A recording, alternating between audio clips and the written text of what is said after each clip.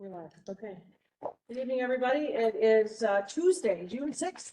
This is the curriculum and co-curricular committee meeting of the Monroe Catholic Board of Education. Welcome all. Appreciate it. We're getting ready for the end of the school year. Summer's here. We got some stuff. We have a packed agenda tonight, so we'll get started.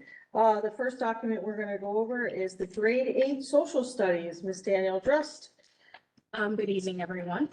So this is a revision of our 8th grade social studies curriculum, and the 8th grade focuses on U.S. history.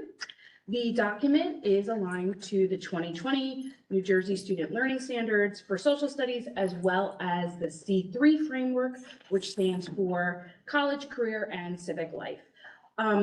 Part of the reason we updated this document was to include units on westward expansion, the Civil War, and Reconstruction, which are part of the standards. We also embedded new resources based off of our McGraw-Hill textbook, which we adopted last year. One of the interesting highlights is there are many activities that are found within this document from iCivics. iCivics is a free resource. It's found online.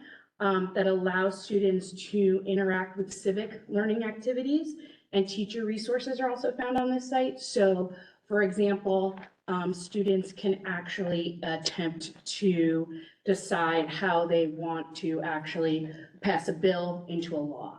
And it's really interesting because they have to learn how to negotiate and figure out how to get that bill passed. The last time I did it, my bill did not pass, and it was very frustrating, but I'm moving forward. The skills in this document will include document-based question analysis, primary and secondary source analyses, interpreting maps, and describing cause and effect relationships, as all of our documents recently also include remote learning strategies. And I just highlighted a couple of the interesting things which are found within the units. The units in this document include the development of the 13 colonies, the Revolutionary Era, America's First Government, the Early Republic, Expansion and Reform, the Civil War, and Reconstruction, and some interesting activities in the Revolutionary Era unit. They will create a battle plan on a map and write a diary entry from a soldier's perspective and research important officers for both the Continental Army and British Army. As we also talked about, some compelling questions for the early republic. How did each president shape foreign policy in the early United States? Really focusing on ideas that, as Washington was our first president, he really set the precedent for what that entire office was going to be like and how that leader would conduct themselves for a lot of what we see today. And during the Civil War era, reading things like the Gettysburg Address and answering questions about how did that speech by Lincoln move us from the beginning of our country to the future of our country. So the writers really did an excellent job. And we are now fully up to date with the 2020 standards. Anybody have any questions? Ms. Moore?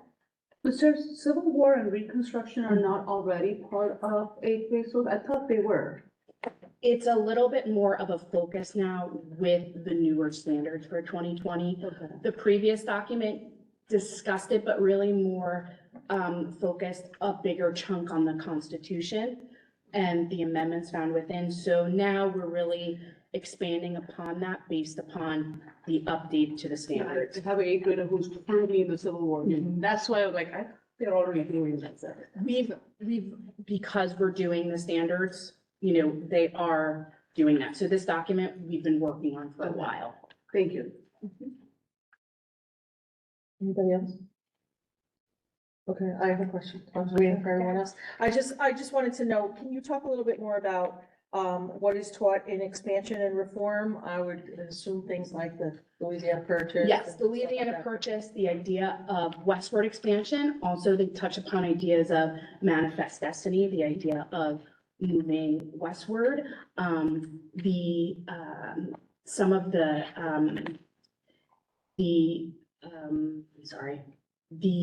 gold rush, and as we moved out further. So that's really what we're focusing on during expansion.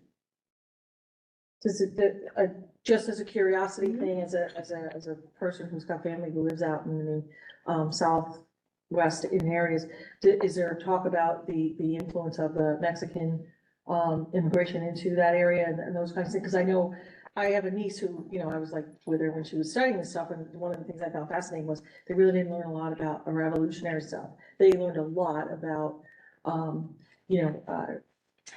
the influence of, Spanish and those kinds of things. So I was They just do- curious as to what do- do we get into here? They in do this touch part of on the that a country? little bit, also looking at the Native American perspective at this time, because that's also a really important Yes. piece of this, and what role we played with the indigenous people that were already settled. Okay. Just a curiosity. Thanks. Okay, thank you so much for that. So next we have, we're doing summer reading and then, summer reading. Okay, the summer reading, we had a revision to the AP language and composition. We added a title, to the nonfiction options. This is a nonfiction, a short, nonfiction text by Chimamanda Ngozi Adichie. It is called, Dear Jalloway, or a Feminist Manifesto and 15 Suggestions. Both texts that are options are both written in letter formats. They both are writers who have appeared on the AP reading lists, and allow students to evaluate the format of nonfiction narrative, which is a unique genre that's particularly assessed in the AP language and composition class. So students have a choice between those texts. And that's in the AP? Is that what That you're is saying? AP, yes, AP language and composition for grade 11. Right away. Okay. Does anyone have any questions? Oh, can you just remind me what the asterisk means again? The asterisk means it is available on Learning Ally. Oh, okay. Yes. And that is an audiobook tool for students who have IEPs, potentially a 504, anything that could impact their access to print text. Okay, thank you. Anybody else? Okay, so then the next item is the graduation, option 2 PE. We're varying from the agenda given out because it's, Ms. Truss has to leave us for the National Honor Society. Very good. Yep, I'm passing out a packet right now. A lot of this is just information. The main focus is going to be on the first page. This is a continued discussion of realigning our requirements for high school graduation to be more in line with the state minimum requirements. On the first page, you can see there are 3 columns per content area. First column is the minimum state requirements, which is actually printed on the second page of your packet, coming straight from the DOE website. And they are listed there of what is required for students to graduate in the state of New Jersey with a high school diploma. You can see that the second column is what we currently require here at Monroe. And you can go down English language arts, mathematics. We require 5 more credits than the state minimum. Science, we require 15 credits. It's a little bit different than what the state requires, and I can get into that in a little bit if you would like. And that you can go down and see where we differ slightly from the minimum that the state requires.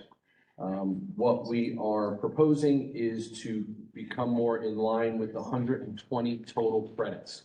So as of right now, we require 130 credits for a Monroe student to graduate. We would drop down to 120 credits, and those 5 credits would come from the 4th year of mathematics, which is not a state requirement, and also a class, an elective class. That does not mean that any student would not be allowed to take math or not be allowed to take an extra elective course. It just brings our minimum requirements down to equal what the state has, or be closer to what the state has. It provides a lot of different opportunities for our students, and it continues the conversation of other opportunities as far as different enrollment for our students in different credit courses. Also provides the opportunity for students to maybe attend school graduate in 3 years instead of 4 years, but that's an ongoing conversation that we have. So if you look at the continuing pages in your packet, you will see that second page is from the state. The third page is, I believe, the curriculum selection. I don't know if mine's the same. All right, the curriculum selection, that is directly from our student handbook. And that is what our current graduation requirements are. The next page is from the state website again, and that is the pacing chart from the state about our requirements, our minimum requirements. You can see English language is 4 years, math, I'm sorry, not 4 years, but 4 units totaling 20 credits, et cetera. And then our college planning chart, which is directly from our student code of conduct, which is really an outline of what the colleges or universities, if someone would choose to go to college after high school, what those colleges really look for on a high school transcript. And you can see that if you are looking at community college, competitive college, very competitive college, and extremely competitive college, where they're looking on your transcripts for something like math. We're talking about reducing 5 credits in math. They're looking at, in competitive colleges, 4 years, or 4 units, or possibly 5 units, doubling up in certain maths. And those opportunities still exist for our students. It just would not be part of the minimum requirements. So just to look quickly back on the first page, we have 3 indications. If you look at math in the first column, 15 credits. The minimum requirement for math is Algebra 1 geometry and a third math that builds on Algebra 1 and geometry, which in our school is Algebra 2. And then in science, you can see that the minimum state requirement is 3 years of science. Monroe goes a little bit beyond that and requires a 3rd year of physics, which is one of the options the state gives as the 3rd year of a science. And then you can see that there's a little indication on health and PE, which we'll talk about a little bit with option 2. But the way the state dictates their health and PE requirement is a little different than other content areas. They do require 150 minutes of health and PE per week, but they only require that a student take health and PE for the years that they are in school. So for instance, if a student graduates after 3 years, that 4th year of phys ed is not required. So they would only need 3 years of phys ed and health. Though that's why it's broken down into 3.75 credits per unit. They would only need 15 credits to graduate as the minimum requirement. So it's written a little differently, but it again presents us options moving forward if we want to use that as well. So that's really what we're recommending from the high school, from my office at the high school, as per conversations with the superintendent and the assistant superintendent, to reorganize our required courses for graduation. Okay, anybody have any questions? I have 2, so I'm just waiting for me to start. Okay, so, so my first question is the 3rd year.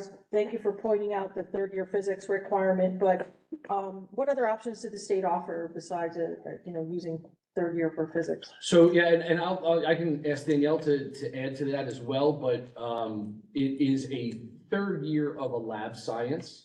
Okay. And they do give a couple of options, one of those options being physics. And a number of years ago, the school decided to go with the physics because of what colleges are looking at from students coming out of high school.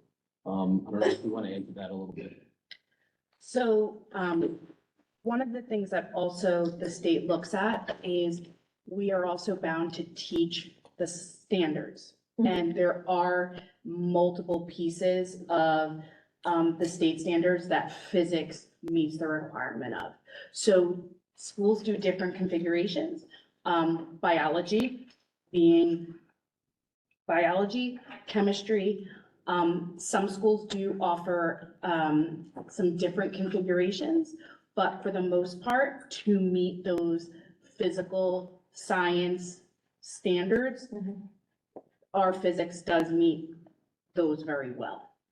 Do we have any other offerings that would meet this as well? Currently? Yeah. No. We do have different levels of physics. I was just gonna ask that Yeah, question. we do have different I was levels just of gonna ask physics that. Thank you. that That's were important. created to meet the learner. That's good, And the that's needs of important. the learner, Okay. Thank such you. as That's why I applied was looking physics, too. There's also a lab, which is a lab class. These are gonna- So it's not like every student that takes physics is taking a high-level lab class. Good. They're taking a course that meets their needs. And they would have a lab component to it. Yes, so just to kind of, all of our science classes here taught, the biology, chemistry, physics, all have a lab component. Right. If you are a physics student, you have multiple levels to choose from. So applied physics, I presented those documents a few months ago, but that's for students who might find some of the math component of a traditional physics course a little bit more challenging. So we provide that portfolio piece as a really nice way for students to be able to show growth. Then we have physics, honors physics, and then juniors can also take, if they really want to stretch themselves, they can also take AP Physics 1. So as a junior, you're presented with 4 different options that really can meet those needs. Okay. So my next question is on the last page. What is your source for this college planning that you have in the course curriculum? In the course, what did you say it was in the? So, this is taken directly from our code of conduct, our student handbook. I'm not exactly So sure what where's the it? Yeah. sources are, but I've done my own research on this. I have my own list of different colleges and what they are looking for. But I can find these sources on that. There are actually groups out there that go out and look at colleges throughout the country and what.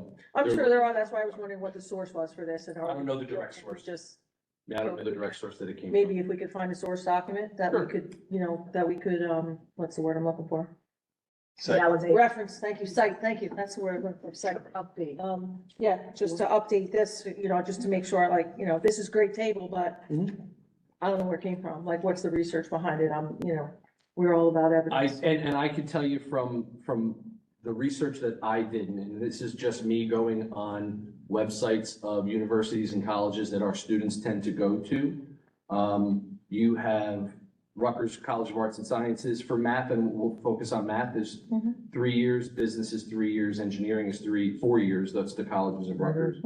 Kane University looks for 3 years, Penn State looks for 3 or 4 years. Delaware is 3 or 4 years, New York University is 3 or 4 years, Rhode Island is 3 years, TCMJ is 3 years. Those are for math requirements. All right, and my last question is, where's the document if I'm not going to college? What could I plan for? That your document would be 120 credits, you would be the state minimum.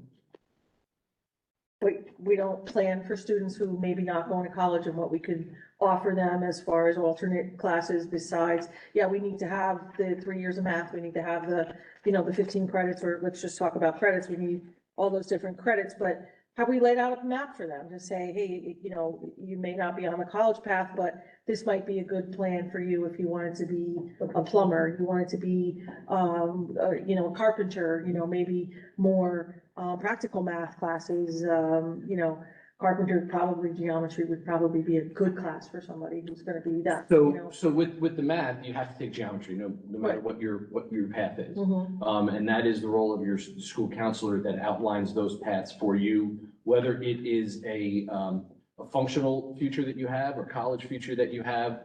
If you're going to technical school, if you're going into the military, Mhm. and those maps do exist. I know we have different maps in our student handbook. I did not print them out to Okay. give tonight because we were talking about the minimum state requirements. But that's something that we could present in the future if you like. I want to make sure that we're, looking at all the students, which is the, was the premise for us bringing this up, was that we want to be able to offer to all of our students, not just our college-bound students, which is, that's where we're currently at, but I can see a shift happening out in the world. I can see a shift where some of it's not as important. Your practical experiences, your experiences in a vocational training are weighing more, even those that are working in digital technology services. Your schools that are more focused on digital and not your academic college stuff is what we're looking for in that, in my world, working that. So if you look at that first page and it talks about the elective credits, you talk about what the minimum is for the state for you to graduate. No matter what your plan is after graduation, you have to take these 120 credits. Right. Those elective courses that you have after that is really that map that belongs to you, that you can take those courses that we offer, and we offer a lot of them here at the high school, for what is best going to fit you for your future, no matter what that plan is. I just want to make sure that we're offering a plan to the students to even look at and go, okay, this is somebody who thought about a plan before. Because honestly, the kids today, they like a plan. They like a black and white they want things spelled out for them. And to just offer, and I understand you presented this to us tonight, with the college piece, but I would have liked to see a little bit more. Sure, I can present that to you. We have many different plans that we could show. And where on the website would I find the student handbook? You would find it in the high school, under, and it's not the student handbook, it is the program studies. I'm sorry, program study. You can find it in the high school under information, both the student handbook and the program study. Thank you. Anyone else have any questions? I know before you have your hand up. I did it was the minimum state requirement for elective credits is, That was my question too, but and I know we're reducing it from 25 to 20, so what am I missing here? So what we're reducing is the overall total credits required by a Monroe Township High School student to graduate, right? It was 130. It's now 120. Right. What we're doing is reducing 5 credits from math as part of that requirement, and we're reducing 5 credits from elective courses from that requirement. However, if you look at that last column on the bottom, the last row, a student that goes to school here for 4 years and takes a class, 8 classes a year, will take up to 160 credits. So where we're requiring 120 to graduate, students will have the opportunity to take 160 credits. So that's a whole nother year of credits, which they can take whatever they want. It's not required for them to graduate, but they can take whatever they want. Right, but my holdback was, if it says minimum state requirement and we're not meeting the minimum. It says 33 point, if I may, because I had the same question, I whispered to him. So under the minimum state requirement for electives, it says 33.75. My apologies, that's not, the elective credit is just filling up the 120. Okay, so Okay, there's right. not a minimum So requirement. yeah, 33.75 is not the Getting it to minimum 120. required. My And apologies. perhaps we should change that because I think as people are watching out there, they're going to Correct. automatically think that Right. we are not doing our job and meeting the minimum requirement. So it's it should say credits Remainder. left for elective, sure. My Remainder. apologies, yep. That answers my question. Second question was technology integrated through the curriculum. That's a state mandate? Correct, It hasn't changed? correct. Now, That's what. that doesn't mean it won't change. Mr. Maralda has talked about this a number of times where the high school many years ago got ahead of what they knew was coming with the personal finance credits. There is definitely discussion and idea that there will be some type of mandated computer programming in the future. Yeah. Just don't know when that is. So So we're not there yet, where we're not making it. not as far as the state is required. The state is not requiring it, but we as well as a high school are not. I know we were ahead in the personal finance. Correct. As of now, our curriculum is not requiring. No, and I don't think we required it as a high school until the state required it. We were just preparing for it. No, that's correct. And then also to that point, when we had first designed and proposed the digital learning, personal finance and economics, part of the logic behind that was, I know it was generally perceived as a convenience for a space, but at the time, digital learning was still fairly fresh and new. And that we looked at, due to the fact that we were requiring, well, the state requires financial literacy and economics. We figured if we offered this model, that way we would guarantee every student at some point in their path at Monroe Township High School would have full year exposure to 21st century technological expectations, particularly in a productivity fashion. It turned out that worked out pretty well because that gave us a head start to COVID, but so that was a nice way to make sure that we were career ready in a relevant way, which is really what the state intended to do when they had mandated technology to be into the curriculum. Thank you. You're welcome. So just like in summary, overall, the only things we're really changing is math and the elective credit. That's the two areas. Right, we're reducing the Everything else total is- requirements by 10 credits. Yeah. And those credits are coming out of 4 Math math And and elective. 5 out of the elective, yeah. I don't know if we want to talk about the changing of policy at all. I don't know if that's. Yeah, so I attached the policy. Yeah, The yeah. policy has these changes embedded in them, and they will transfer. We're going to carry this to policy later tonight. But when push comes to shove, what it looks like on paper is one less full course, so 5 less credits in math, and a change in total graduation credits. That's it. Like I said, the electives are really fillers between requirements and your graduation credits. So it's noted in here, you clarified it, but that's why in the policy, it doesn't even state how many electives you have to take. Right. This This is your required courses, this is, when you graduate, fill up the rest with whatever you want to take. And that's really, really what we have. And I think a good takeaway from this is 120 required credits, but you have an opportunity for 160. And we're not changing that. But that's a full schedule for all 4 years. So there's a lot of flexibility as we get into this option 2, which will be next. Our work-based learning projects and opportunities. This gives a lot of flexibility in a student's schedule to be able to go to an internship in an afternoon, come into school late in the morning because you're taking a college course, or you're doing an internship or whatever it is. Flexibility that this provides is really nice. And what we did in our analysis, the students that need to take the 4th year of math are taking the 4th year of math, whether we require it or not, because they have that focus on where they want to go in terms of a college.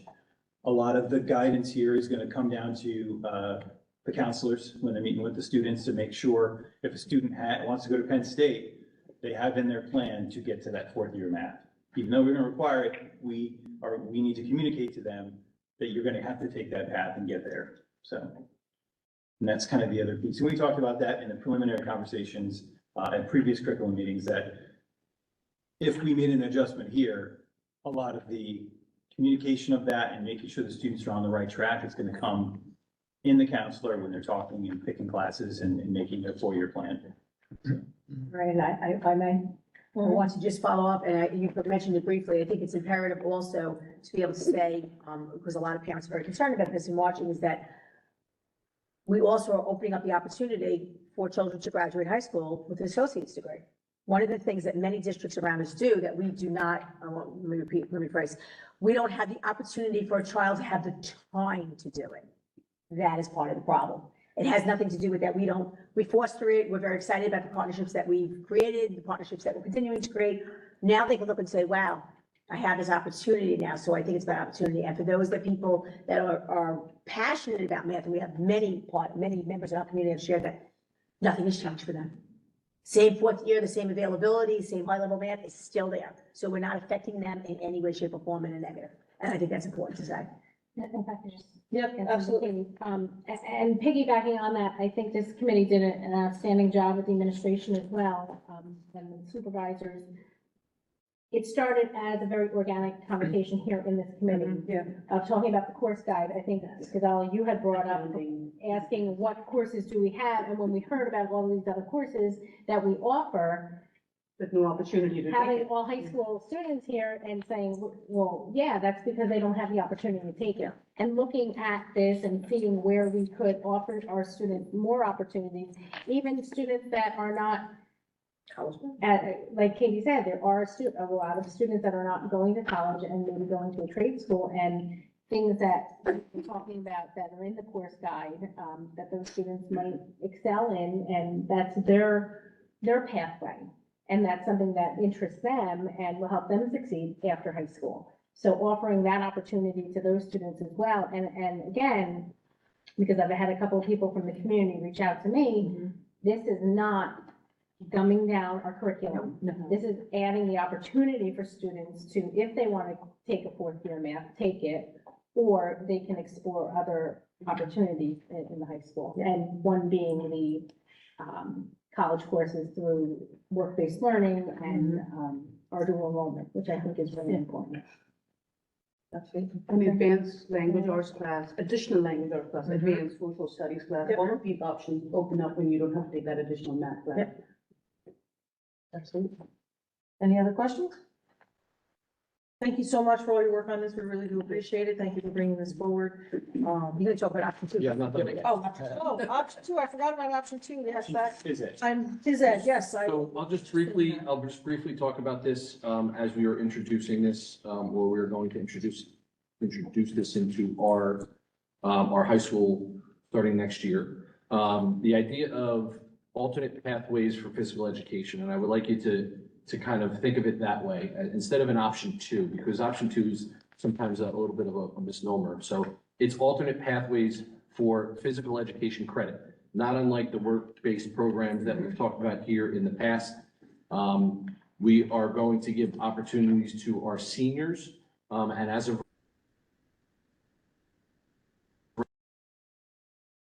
alternate pathway to get that physical education credit instead of going to a physical class. So 3 days that a student is able to gain credit outside of the school.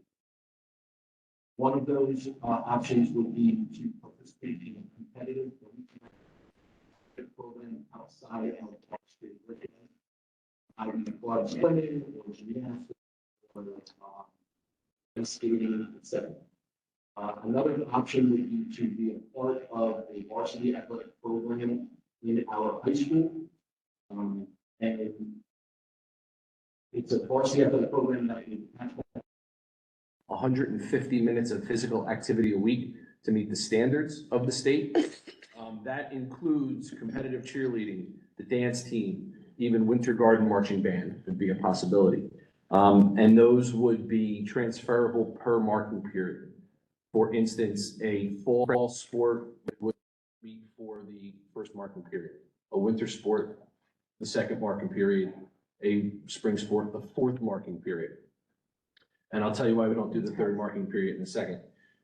There is also an option, is that if a student can prove that they are getting the physical activity of 150 minutes a week outside of our school building and physically prove it, they are working with a personal private trainer, they are going to the gym and can prove to us digitally that they are going to the gym for a certain amount of time, or working with a private coach, et cetera, on the 150 minutes of physical activity a week.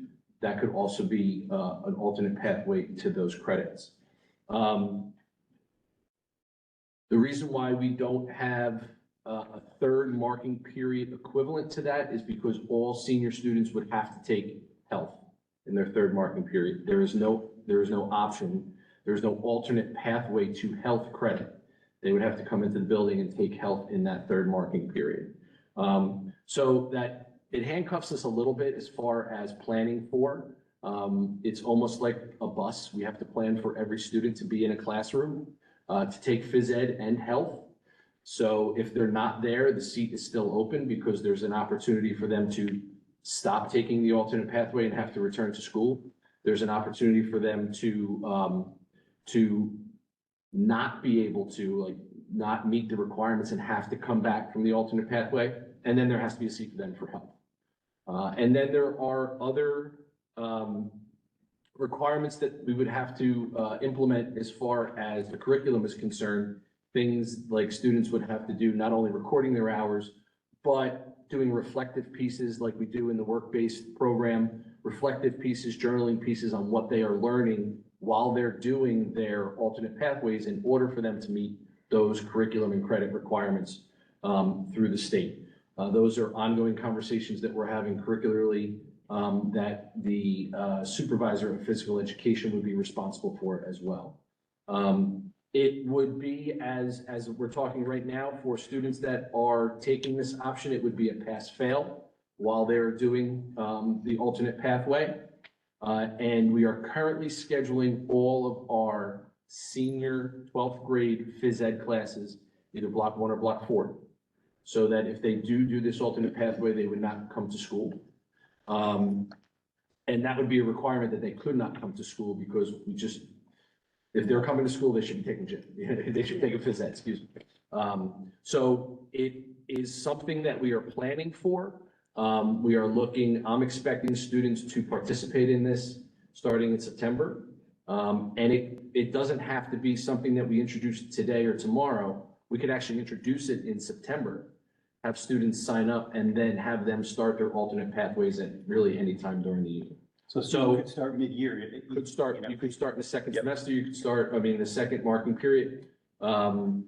So we've created this, we've been talking about it for a little while. We've created this program to have some flexibility for the student, and some options for us as far as scheduling and planning moving into next year. And it is a program that is really a living program. It can grow, it can change, it can be adjusted year from year to year, once we learn how, what's working and what's not working.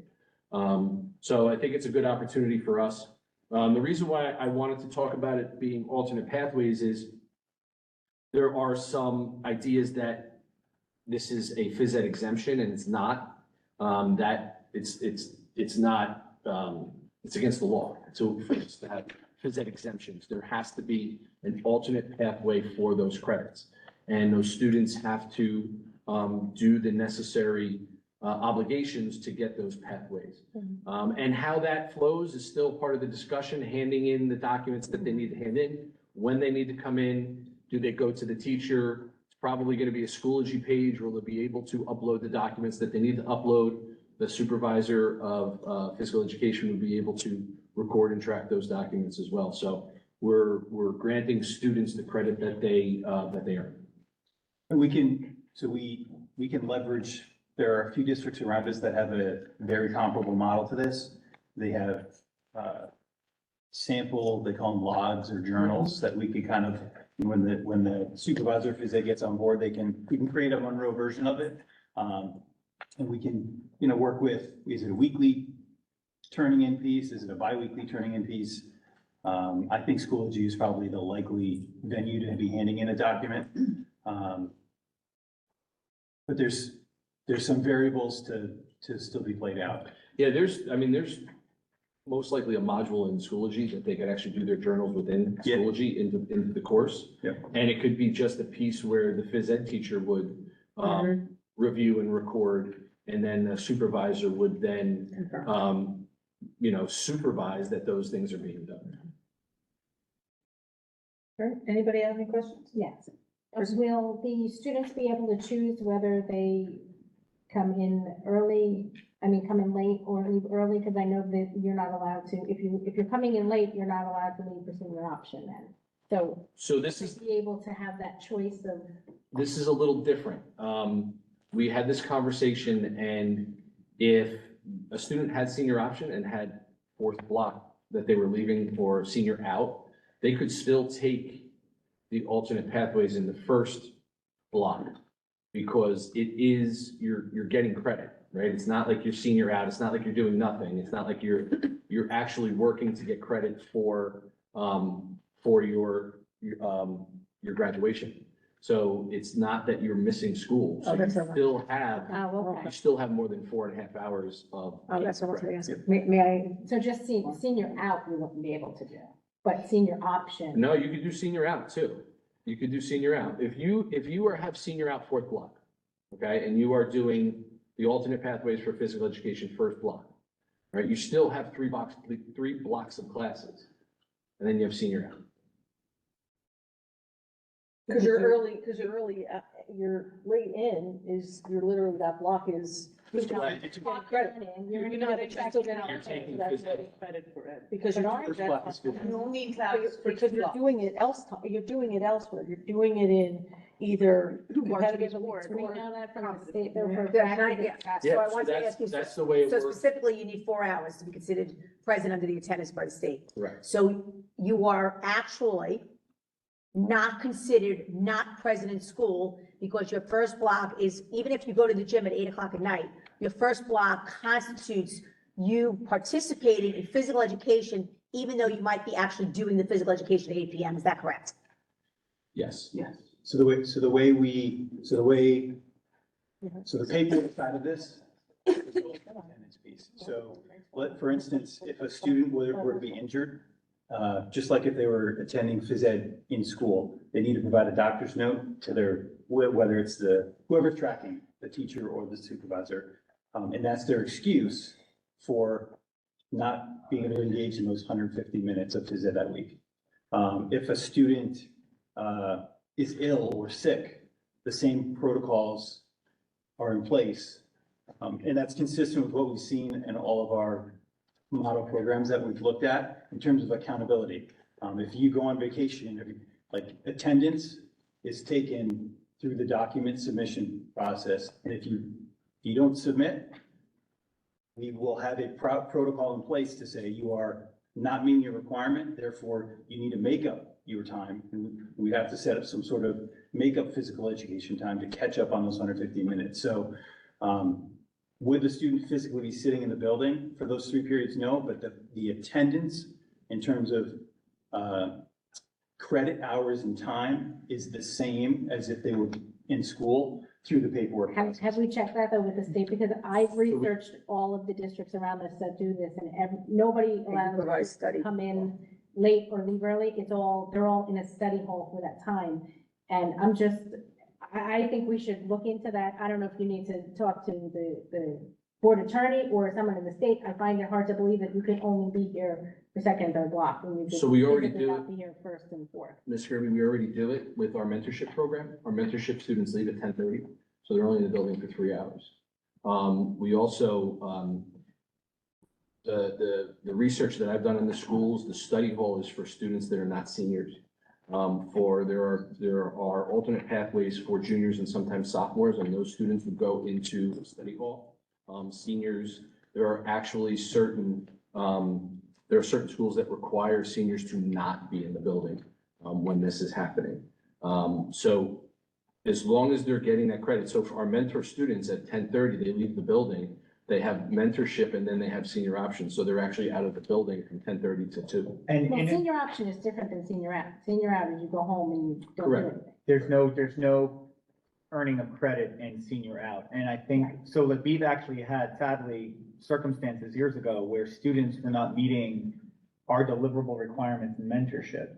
And because of that, it was the same as them not being present at school. So it became an issue of you're not earning credit towards your obligations as a student. So we've had to disenroll them from mentorship and enroll them into another class for that exact reason, because there was no way of validating they were participating up to our standard in that program, which then in turn violated their or voided their credit. So it became an incomplete school, obligatory, mandate. So as a result, in order to sustain their status, we had to put them in a different elective. So- I imagine something similar would happen. And I agree. I think it's a valid question. I think it's definitely something that we should definitely back up with a legal opinion. I can tell you. Because if it is We the can do it case wrong.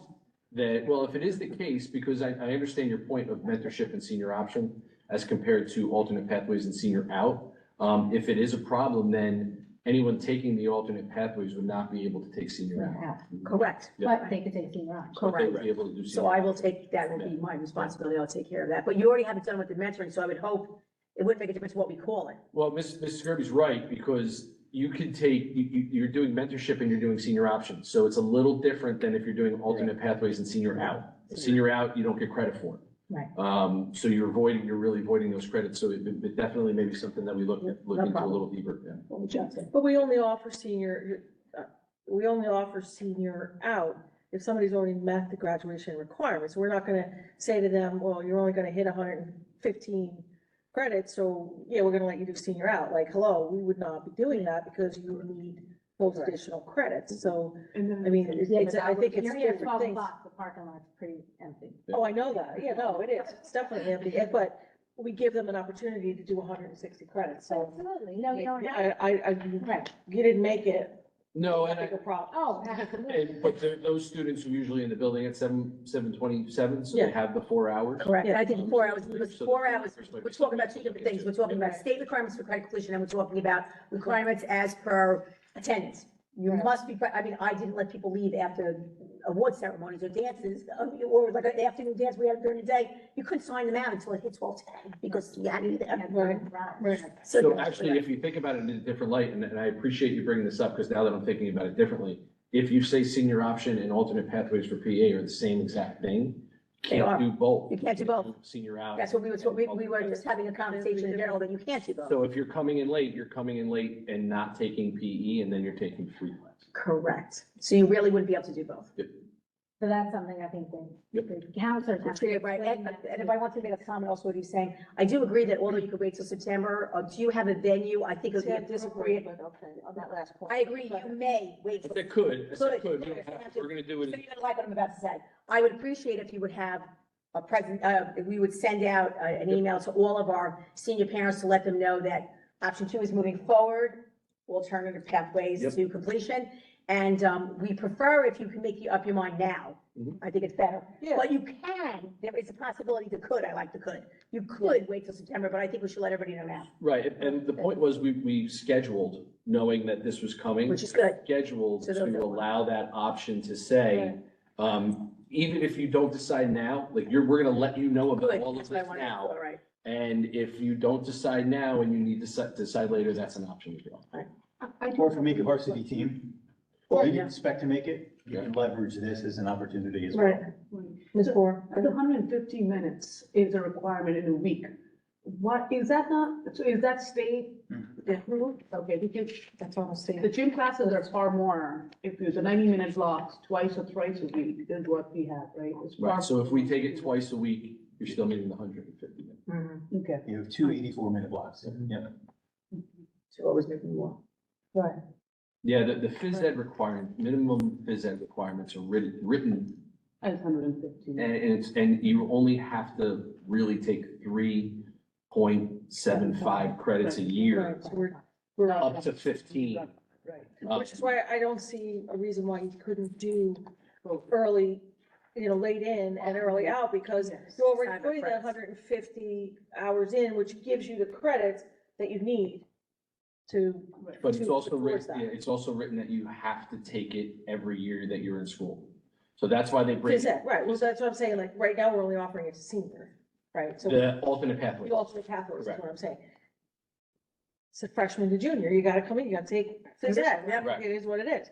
Unless we get to a point where, we come up with something else, but the study hall, right, the study hall piece for anybody other than, because who's gonna come pick the kid up in the middle of the day, second block, so he doesn't have to be here? No, study hall would be a great idea. Correct. The only problem right now is we don't have a place to have that study hall. And we need the space for the study. That's what I mean, right? Yeah. I mean, we're, if we allow juniors and sophomores and freshmen to do it right now, we're just creating another problem where Right. we going to We're have. going- We're trying to solve a problem. But for seniors, this is, and if you make, like I said, you may not be a varsity team player in the fall or the winter, but you may be a varsity baseball player, so, Or you may choose to go to a gym, yeah. which is what my child did, went to the gym, and my other child was an athlete, so, Yeah. and they've been doing it like, in other districts forever, Mhm. So that's great. forever. Does So we're anybody very have any excited. other questions? Because we do have other. Thank you. All right, thank you so much. Appreciate your information. And the next thing up is our annual renewals. Yep, so we should have another wave of these, and then just a general note, all of the annual renewals from last month and this month will be on this month's agenda. Okay. So we'll start with Power School. That's the one that starts with a Q in your files. Thank you. Yep. So Power School, we adjusted the enrollment numbers. We had more middle school students than were using them, so we adjusted it down. It's noted at 3,000 students. I had the actual high school enrollment with a little buffer. It was more expensive than when we hit the 3,000 student number, we get a discount. per student. So it's cheaper to have 3,000 students with our LMS subscription as opposed to our actual high school enrollment. So this is cheaper than it was last year, mainly because we adjusted the enrollment. But this is Schoology and everything related with Schoology.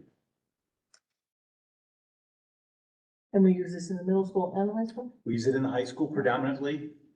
And we, at times, maybe about 2 years ago, we're talking about hopefully expanding to the middle school in conjunction with a one-to-one kind of piece, but we never got there. Okay.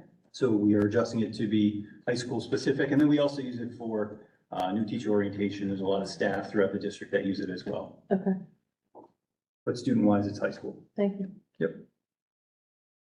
Next one is Turnitin. So Turnitin is licensed by student at the high school. This is for the high school only. It is licensed by student, predominantly used still in language arts. We did expand more to social studies this year and a couple of science classes as well. So back in, it was either August or September, we heard the committee's concerns and really we worked as an administrative team with the instructional staff to really address some of those concerns. And a couple of the concerns were that this was a summative tool, or students may have felt it was a gotcha tool. So we really worked to have students use Turnitin in the writing process. And that is something that we have. But this report is from February 1 to June 1. So these numbers I'm giving you now, 585 peer reviews, which means that students were partnered with peers in classes to use the tools and Turnitin to reflect on their writing. We had over 35,000 pieces of feedback, and we increased the access to that feedback by 357%. So that was something that we wanted to do. We really wanted students to have greater access to that feedback. So teachers have really taken the opportunities to make sure students are going in and reading the feedback that is provided in their writing. We make sure that all writing is assessed through rubrics. So those rubrics are standards driven. Students have access to those rubrics. We integrated with Schoology so that students are not going to multiple places to access. Teachers create the assignment in Schoology, students submit through Schoology, and it's an integration with Schoology for students to be able to access their feedback and for teachers to grade. Two areas that are for continued growth are Draft Coach. So we had a lot of students leveraging Draft Coach, but we want more students using Draft Coach. Draft Coach is a Google add-in that students can use as many times as they want prior to a submission.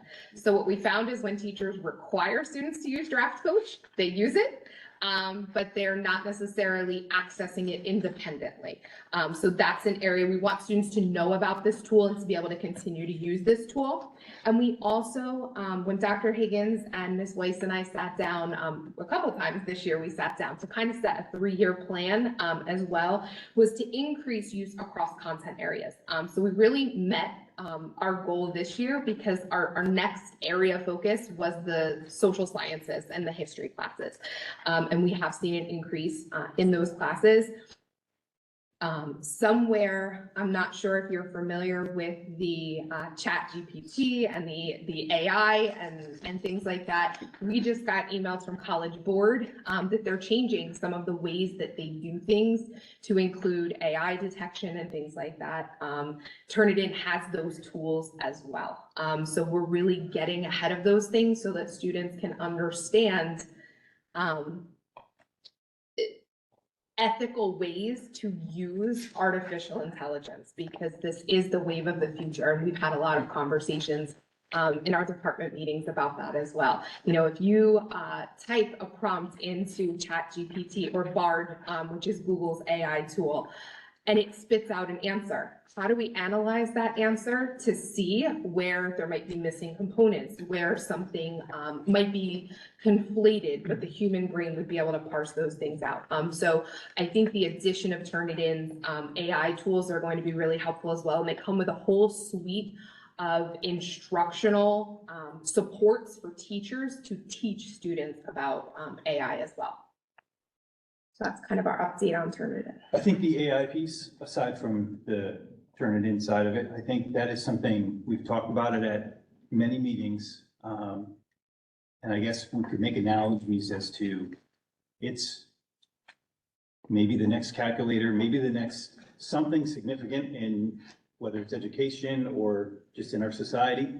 And we will have to learn and adapt to teach students how to use AI as a tool, but also teach them how to understand that, you know, you have to cite it properly and you still are responsible for creating your own unique independent work and things like that. So that we were going to be living through a time where this is growing faster than we are we're going to try and respond to things because the technology that exists, we can adapt to because it's there. This is growing with us at an exponential rate. So that's a total aside from Turnitin, but that is something we've talked about because it's starting to trickle in a little bit and we want to embrace it, but we also want to make sure it's used responsibly.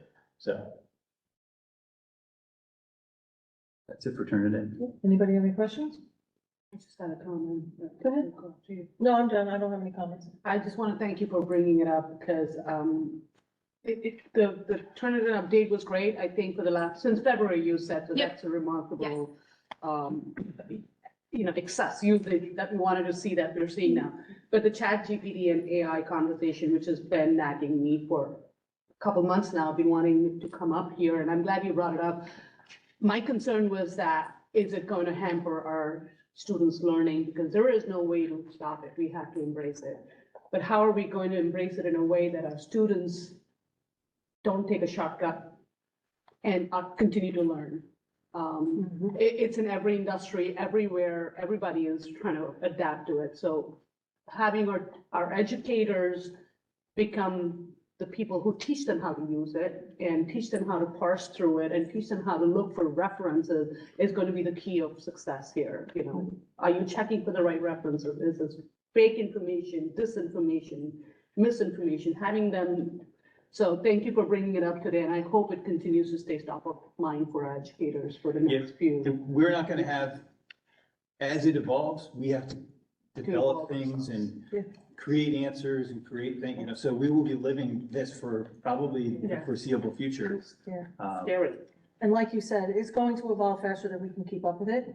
Yep, so we'll be You know, responding, and right? We have to respond to it as it comes through, and it is scary, I'm in healthcare, and it's scary to think some just of wanted the to- things that AI is trying to, that basically that's what your healthcare providers are using to treat you. Yeah, I You just need wanted to be it out aware. there that Buyer we are not shutting it down, Right. but we are also not saying, let's go all in.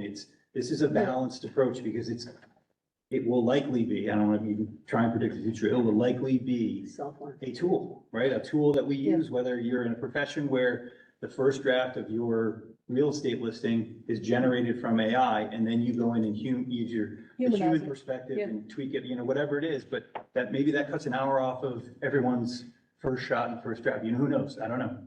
But there's gonna be a time and a place, and we have to learn that as it comes out. Yeah, I agree. Anybody else? Thank you. Thank you. All right, so next one is Avid.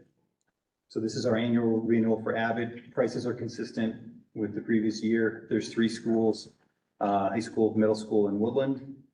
We can certainly bring Dr. Catelli in to share our growth and our future with Avid in terms of potential expansion or, it definitely looks different at the elementary level than it does at the middle and high school level. And she can kind of enlighten us on that, but these are our standard, everything from fees and as well as tools and resources that, this expense provides us. Everything from training materials. It starts with 2023, 2024. Thank you. Yep, there 2023, it is. 2024 Avid premium, yep. Avid, big letters. So again, this is a standard, very comparable to last year, price-wise. The Avid Weekly, that's the digital subscription that each of the grade levels receive. Who receives it? The teachers, the students? Yeah, it goes to, the teachers have access to it. They all have a digital login to an Avid Okay. website where it's more than just weekly email or anything like that. They have tools and resources. We can do some on-site training. If we have a new teacher that we want to bring into the Avid program, we do off-site training with that. That's part of the requirement. Yep. You have a question? Yes, I do. Yes, Ms. Board. So I only see Woodland Elementary one, and the second question was, it's not student-based, right? It's just, No, this is school. so we could use this for as many students in any school? How So does that work?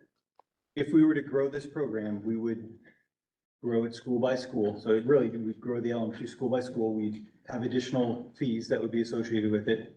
Because again, these are building-specific logins. So Woodland will go into their online portal. They're required to create like a yearly plan, an action plan.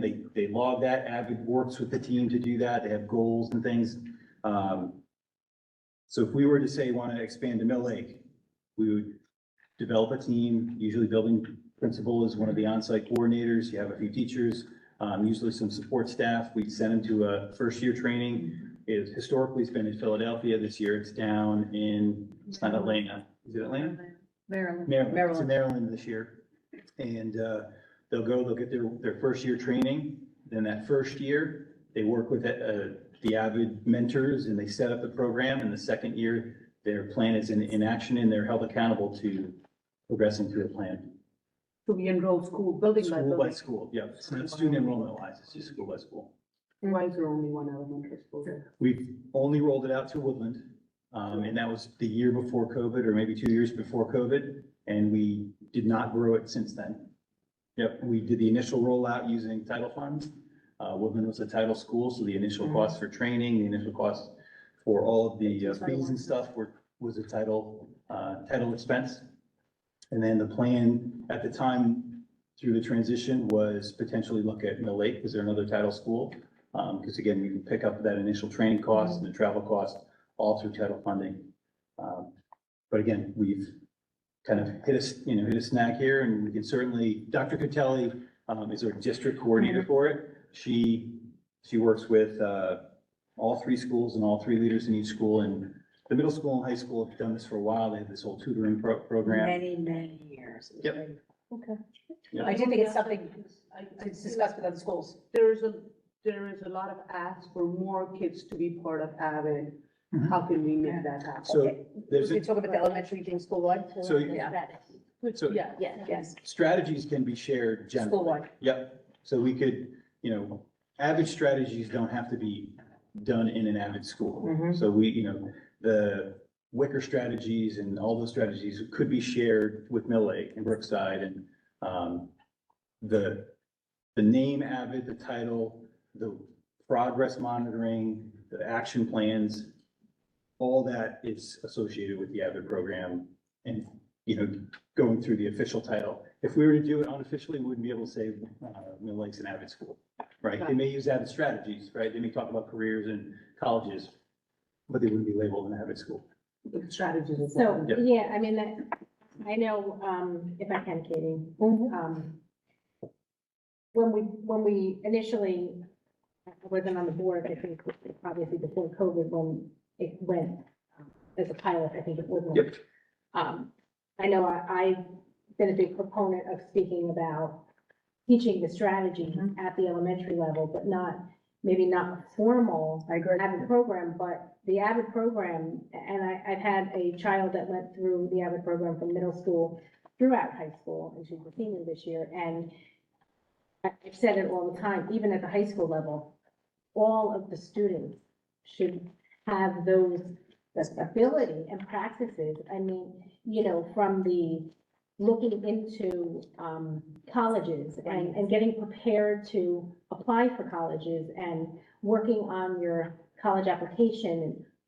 Any student should be able to have that afforded to them. And it shouldn't just be a very small group of class of Avid. And there is a misconception of what Avid is. People think Avid is extra help for kids that aren't doing well. It's not at all. It's geared at students that want to go to college, and everything that has happened over the 4 years in high school is pushing them into going on college visits as a group, writing their essay, reaching out to the teachers way ahead of time for their essay, for their recommendation. It's a huge tool here at the program at the high school.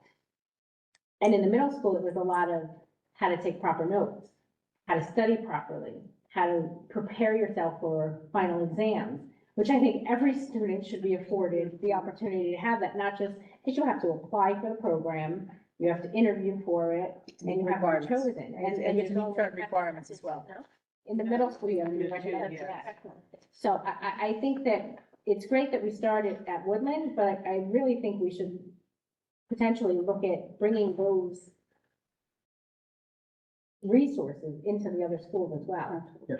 And at the elementary level, it's study skills, it's organization, there's a whole, one of the big pieces when you first roll it out is a binder set up, similar to middle school, but they kind of get the ground going at a different level than they do at the middle school. And then there's a whole, college and career, there's banners and things that are, college banners and stuff, just to get people talking about it. They do a small trip to, I think they were to Middlesex College last year, for a tour and stuff. So it's very similar to middle school at the elementary level. And I think it's important to note that in the middle school, you don't have to be on an AVID team to get the strategy. So one of the components that I really push as the principal, and I've been here from the beginning 12 years ago when we went to Atlanta and was first trained. The strategies are incredible. So it's writing, collaboration, inquiry, organization, reading. It should be for every child across the board. So one of the things that we're pushing for in the middle school, and it's a conversation we could have, we have the elementary supervisor here, Ms. McLeod, is without even coming in AVID school, I think that we need to start having the conversation with the principals and the supervisors, how we bring these skills, these resources, it's a mindset to everyone. I totally agree. I mean, there is specific criteria of what makes you an AVID student. It's those students who maybe are performing average, but really should be above average, but they're not right out of the gate above average. But I think it's also important to know it's not just college, it's career readiness. And one of the things that I am going to work with Dr. Higgins now to talk about different plans for the child who may not be going to college.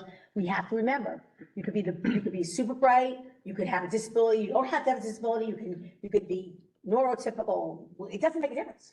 Bottom line is college is not for everyone. And I think with COVID and everything that's going on, and then we came back from it, and also financial costs for college, we're seeing a lot of students go into the workplace, and we need to outfit ourselves, and AVID strategies lend themselves to that as well. So I couldn't agree with you more. And as the principal last year of Woodland, we pushed that out into various classrooms, and any classrooms of the teachers that weren't trained, we would use our faculty meetings to train the other teachers to push out those strategies, and they loved it. And the kids really fare well because it's organization, it's study skills. And then you set goals for each year to kind of grow, and it's a beautiful thing. So, and again, it isn't just college. So if it's military, if it's vocational, everyone is involved in it. So it's a great program. I think maybe we'll continue on a summer administrative workshop. That could be one of our Yeah, topics. Dr. Capelli is a wealth of knowledge, so. Yes, We have two more things, right? Yep. So next contract is the Apex swim contract. It's the exact same cost as last year. They held the cost the same. Nothing much more to say that.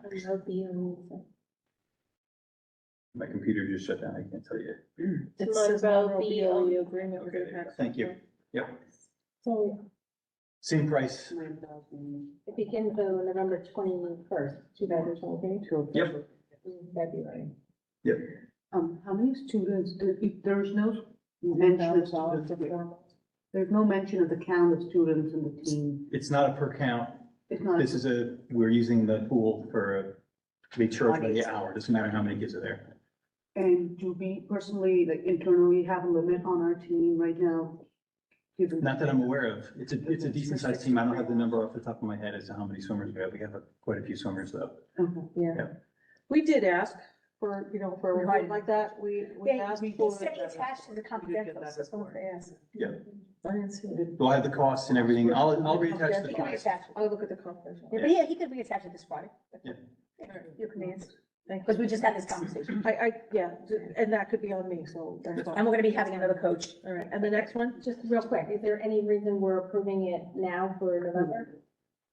Our goal with renewals was to get them all done as soon as we can before July 1 or on July 1. So I will have some that'll trickle to the July 21st meeting. For the school But the directive year. was get everything squared away by the end of this year for next year. There will be things that trickle in. There's another pool that we need a Right, yeah, contract with. We are still working with them. We're not there yet. Right. But we will be, and that's probably a July contract, I would guess. Our goal is before August to have all of our contracts for the school year to be done and approved by the Board of Education. As best we can. Right. I'm 100% sure there'll be some trickles. He's getting nervous, see that now. Yeah, so ice rental, so the ice rental agreement, that one is a 3-year agreement. They will not do anything shorter than 3 years. It's 3 or 5 years. So this is our first renewal. We did our first 3 years, 3 years ago. The attorneys already reviewed this. This has been approved by Porzio Group. We pay for the ice we use, so there is no flat fee or anything like that.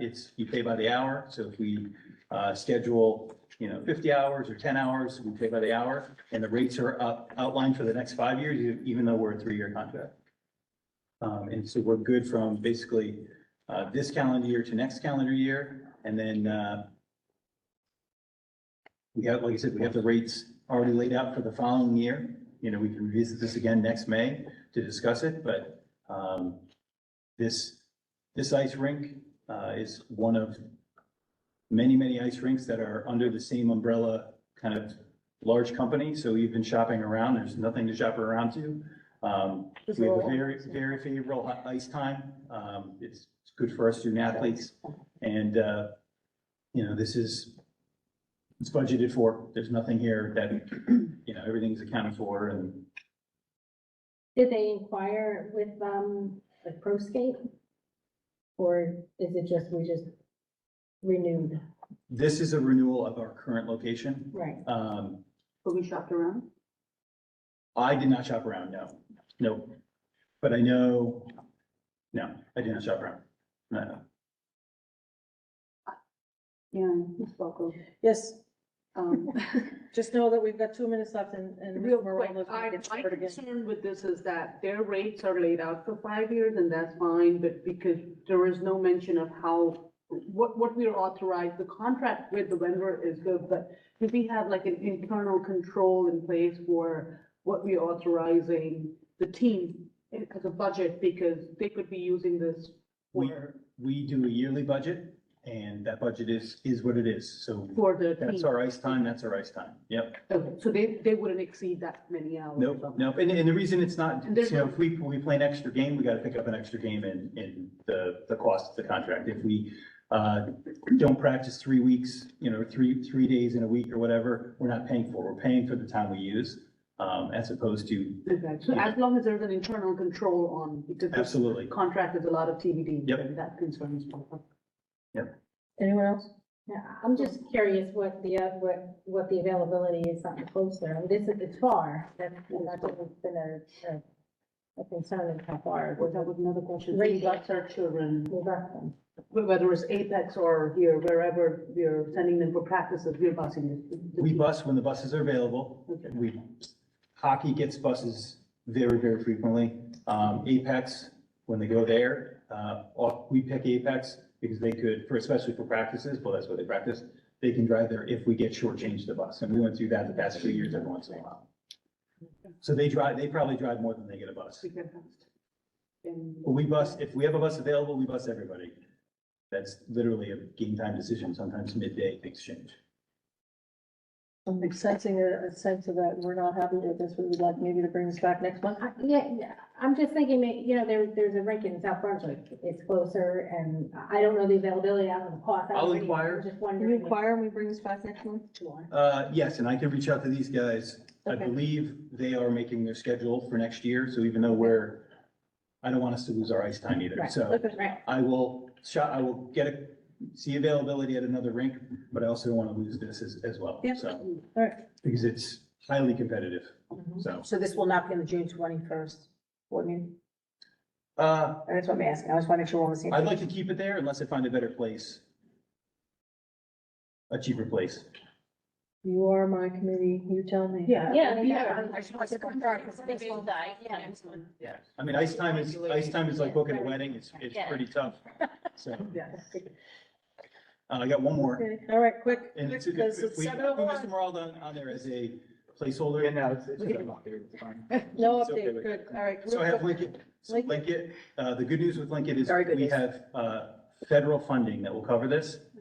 So it's, not gonna cost us I am, anything you out said of our, that, because I was looking at this price going. for the next 2 it's years. crazy. So we will cover Lincoln next year and the following year. We will actually have, there's a high probability we'll have additional funding for additional professional development through this federal funding opportunity. So, That's it? if you want any more details, I can give it to you. No, Elevation, you want to talk about elevation? Is it? we don't have time, Okay. I'm sorry. It's 7:01. I've already taken a minute of the finance committee's time, and I. Do you have any updates on the note? Just, registration is open. We are offering, a variety of classes and variety of content areas on our website, which can be accessed directly through our district homepage or just go down to Monroe.k12. Remediation, we are beginning to, over the next couple of week or so, be working with the high school administration and Dr. Kelly's counselors to, identify students that could benefit from remediation services here at the high school. And one of the things we're really mostly excited about is our collaboration with ESY, and we're really going to be simultaneously improving our own enrichment program with the services that we're going to offer to ESY to make that program a little more exciting for our students. And we're going to continue to onboard participants as they express interest. 3 programs are currently sold out, so we're excited about that. And we're going to continue to try to line kids up with things that they're excited about pursuing in an enrichment capacity this summer. Excellent. All right, thank you, everyone. That ends the curriculum.